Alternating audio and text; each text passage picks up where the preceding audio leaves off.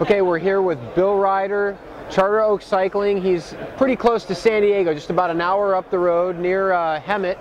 And Bill, what did you bring to the show today? I'd like to take a look at this real quickly. This is an interesting bike. Tell us about this. Okay, this was built for a city bike for a woman who was a little over 5 foot, 100 pounds soaking wet. And she just wanted a bike that she could use for transportation around town. Okay. And she wanted an extra wide rack so she could strap things on. I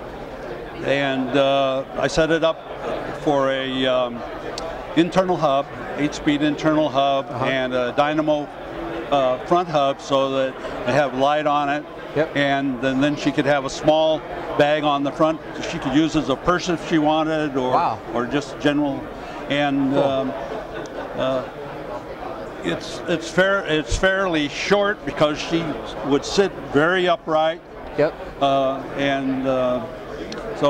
it was custom built just for her, with sliding dropouts for chain tensioning. So these have special. There's a special dropout that goes in here. Yep. Yep. And then you can tension the chain by pulling it back. Yep. Yep. And this is kind of like mixedy style with this twin tubing that goes down as the top tube? Yes, she wanted a mixedy style, and so why have just the plain old thing like everybody else? Right. And so I started out with the dual tubes, and then since she wanted the type of rack she did, a wide rack, I said, oh, okay, I'll just support the rack with it. That's terrific. And then it had fenders on it. Excellent. So now you have this kind of city bike, but you also, it looks like you brought some more road-oriented, maybe even race bikes here. Tell us about a couple of these. Mostly for club riding type. The top one and the bottom one. The bottom one's lugged, the top one's fillet brazed. Yep.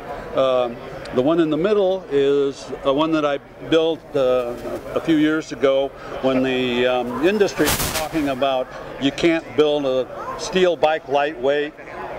And so I built this frame out of very high strength tubing. Yep. And as light as I possibly could. It's fillet brazed. Yep. And then I calced out if you put the right components on it, how light would it be, and I came up with under 16.5 pounds. I figured that's pretty good. That's pretty light. That's not bad for a steel bike. I mean, I don't. For me anyway, as a rider at 180 pounds soaking wet, I wouldn't want to be any lighter than a 16.5 pound bike. Well, I wouldn't want to ride that at 185 either. Yeah. 140 maybe, 145.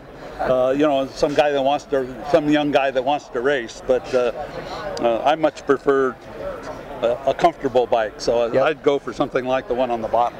Yep, yep. Now it looks like you use, what kind of lugging, are these lugs that you've shaped, or are these ones that you've...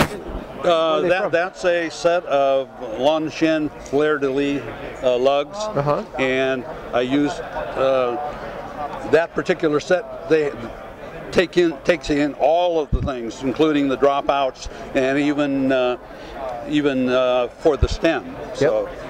Yep. And then it looks like this tubing here is looks like it's tapered. It's a little bit thicker and more ovalized on the top, and it rounds out towards the bottom. It's ovalized both top and bottom, and that's part of how you get some of the strength out of the very thin tubing. Yep. You get a little bit greater perimeter of brazing. Yep. Excellent. Well, these are beautiful. And you do the paint too? Or does no. This top one here and this bottom one were both done by JB. Joe Bell, okay. Yeah, Joe Bell. Terrific. And this top one here and the bottom one here were both done by Jim Allen, who's over in Ranchita, California. Okay. Excellent. You using local San Diego? Local San Diego guys. Excellent. Yeah. Excellent.